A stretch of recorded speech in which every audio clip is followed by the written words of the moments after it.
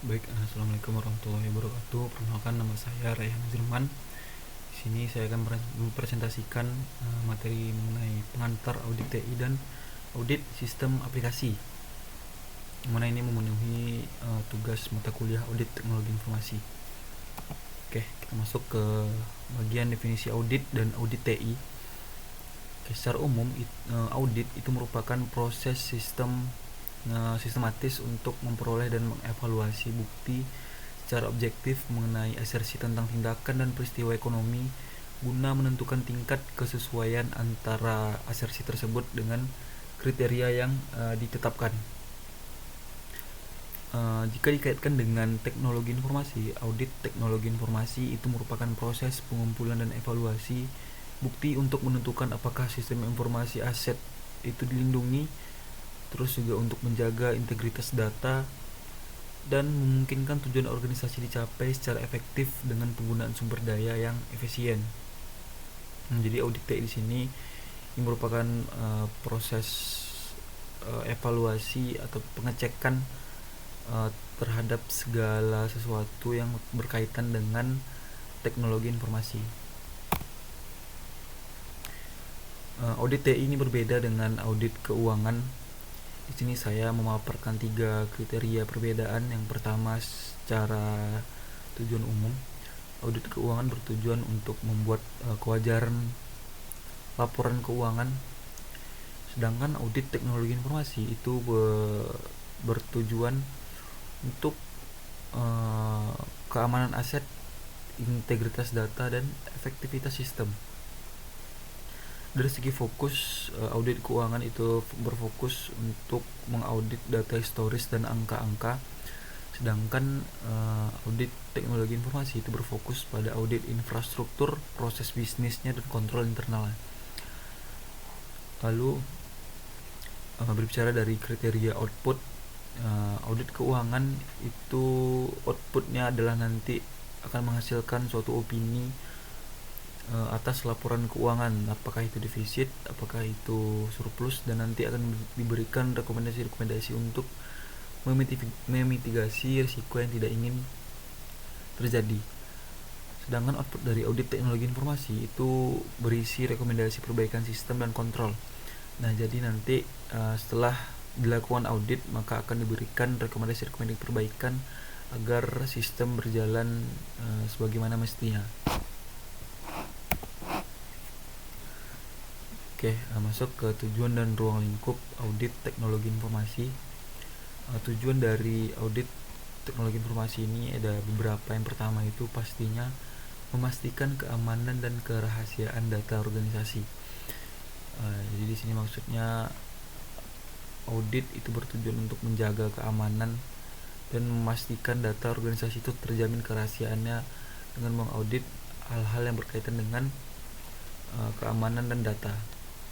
Lalu juga menilai keandalan dan integritas sistem informasi, terus memverifikasi kepatuhan sistem terhadap regulasi dan kebijakan, terus mengidentifikasi risiko teknologi informasi dan memberikan rekomendasi mitigasi, lalu mengevaluasi efisiensi dan mengevaluasi mengenai efisiensi dan efektivitas penggunaan sumber daya TI, lalu mendukung keberlangsungan operasional bisnis atau business continuity plan atau BCP. Ruang lingkupnya di sini ada 6. Yang pertama itu ada General IT Control atau GITC. Ini merupakan pengendalian umum TI yang berlaku pada seluruh sistem. Nah, jadi di sini GTIC ini berperan sebagai tembok luarnya. Nah, sedangkan tembok dalamnya itu ada application control, yang mana ini merupakan pengendalian dalam aplikasi secara spesifik, misalkan terkait input, proses, bahkan outputnya.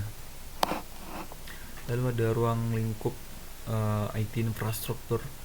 Ini berkaitan dengan infrastruktur yang mendukung atau membangun teknologi informasi yang terdiri dari server, jaringan, hardware, dan fasilitas data. Terus juga IT governance, ini merupakan audit terhadap tata kelola yang sudah ada, kebijakan-kebijakan dan manajemen risiko yang telah dibuat sebelumnya. Terus ada ruang lingkup mengenai IT security. Ini berbicara mengenai keamanan cyber untuk melindungi teknologi informasi dari serangan-serangan atau kejahatan cyber. Lalu di sini juga ada mengenai manajemen akses dan enkripsi data. Terus yang terakhir ada IT operation. Ini berkaitan dengan manajemen perubahan dari teknologi informasi, backupnya dan recovery-nya. Oke.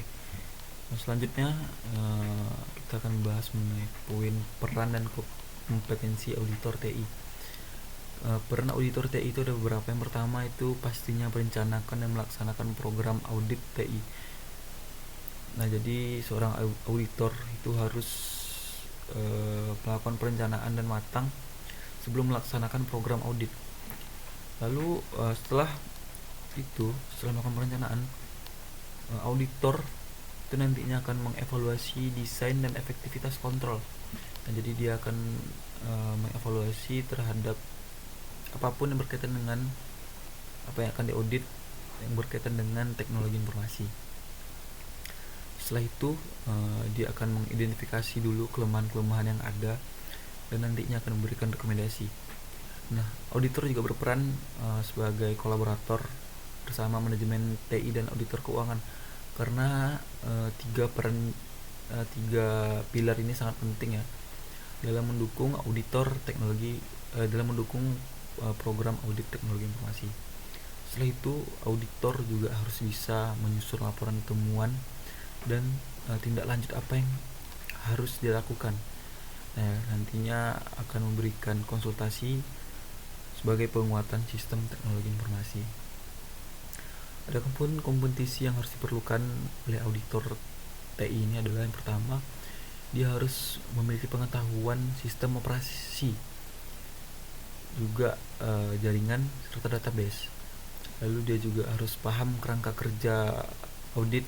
Biasanya kerangka kerja atau framework yang digunakan oleh auditor itu ada COBIT, ITIL, dan ISO. Lalu dia juga harus memiliki kemampuan analisis risiko dan penilaian kontrol. Nah, jadi dia juga harus bisa menganalisis, menilai terhadap apa yang terjadi pada kondisi lapangan terhadap teknologi informasi. Lalu dia juga harus memiliki pemahaman bisnis, proses bisnis dan audit keuangan. Terus dia juga harus memiliki kemampuan berkomunikasi dan menyusun laporan. Dan terakhir, dia juga harus memiliki kemampuan untuk menggunakan tools audit. Tools audit itu ada ACL, IDA, dan CATS. Kita masuk ke standar profesi auditor TI. Auditor TI itu memiliki dua standar. Yang pertama itu ada Information System Audit dan Control Association. Ini merupakan suatu organisasi profesi global bagi auditor dan praktisi TI. Nah, kita bisa kita sebut dengan ISAKA ya. ISAKA ini nantinya akan menerbitkan sertifikasi standar profesi auditor TI kayak CISA atau Certified Information System Auditor, CISM, dan lain-lainnya. Standar utama dalam ISAKA ini adalah IS Audit Standard. Dia menggunakan IS Audit Standard dan COBIT Framework, kerangka kerja COBIT.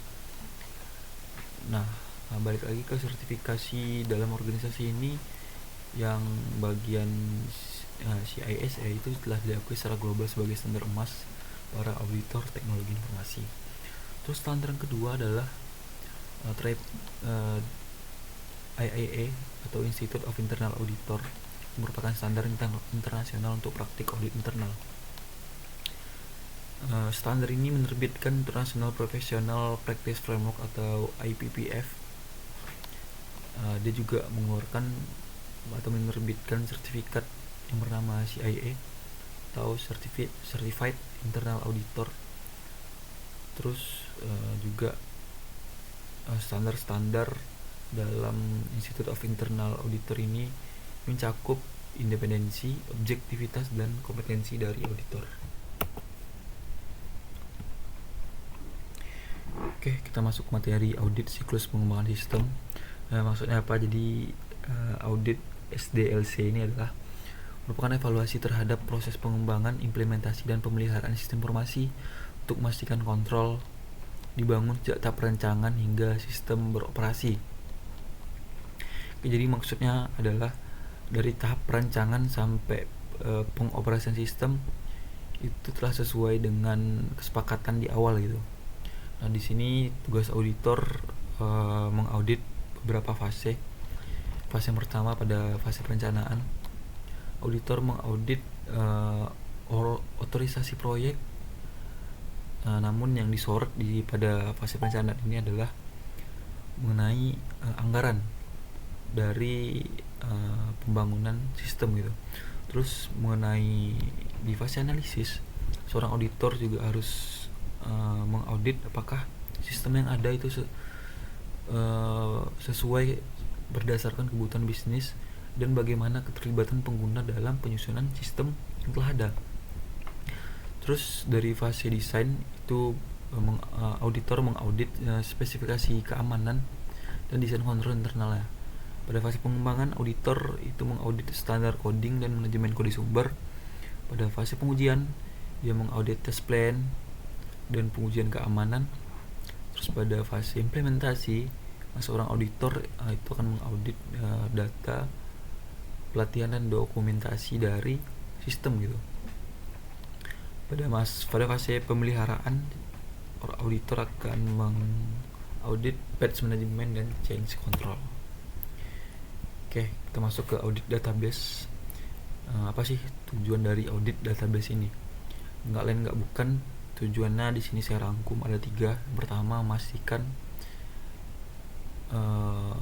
integritas, kerahasiaan, dan ketersediaan data dari suatu organisasi gitu. Jadi dia harus bisa menjaga integritasnya, kerahasiaan data, dan ketersediaan data gitu. Jangan sampai datanya nggak tersedia saat kita ingin mengakses. Terus tujuan yang kedua itu ada menilai kontrol akses terhadap database. Terus yang ketiga, memverifikasi prosedur backup dan pemulihan data. Area pemeriksaan dari audit database ini yang pertama itu ada struktur dan desain. Terus ada audit akses dan keamanan, mana ini berbicara mengenai hak akses pengguna dan enkripsi data. Terus audit trail, ini pencatatan aktivitas yang dilakukan oleh pengguna pada suatu sistem, pada database yang mengakses database biasa yang berkaitan dengan aktivitas-aktivitas seperti read, write, dan delete. Lalu auditor juga harus meriksa mengenai backup dan recovery-nya. Ini harus dicek lagi berapa kali frekuensi backupnya, pengujian restore gimana, dan retensi data gimana. Dan terakhir, kinerja dari database. Ini dari segi kapasitas, indeks, dan query optimization. Oke, sekarang kita berbicara mengenai input, proses, output, control. Di sini saya bagi menjadi 3 bagian, yakni input, proses, dan output. Pada input, maksud input di sini ini memastikan data yang masuk ke sistem itu akurat, lengkap, dan sah. Jenis-jenis kontrolnya itu yang pertama ada validasi field. Maksudnya di sini pengguna memasukkan format yang telah ditentukan dengan tipe data yang telah ditentukan dan range nilai telah ditentukan gitu.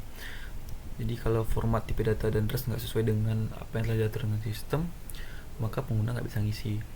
Lalu dicek lagi kalau ada field yang wajib.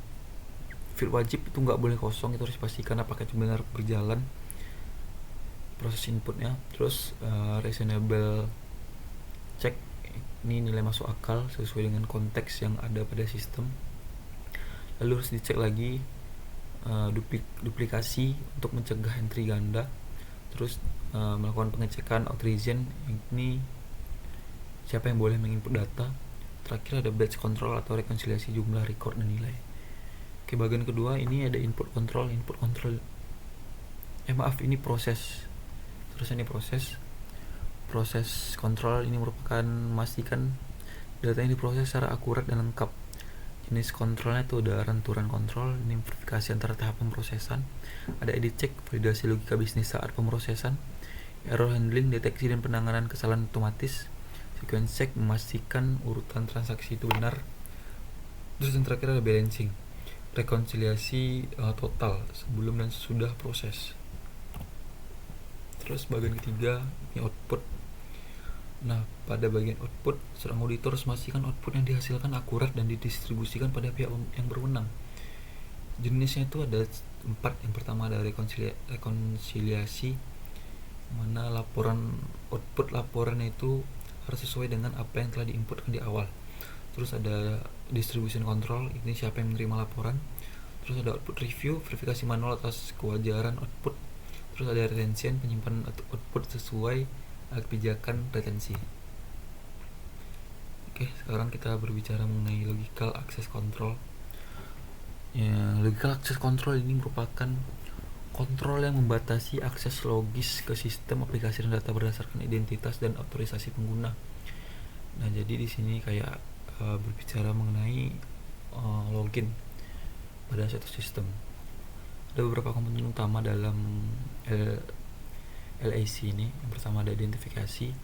Identifikasi ini memastikan siapa sih penggunanya dengan pengisian nama atau ID.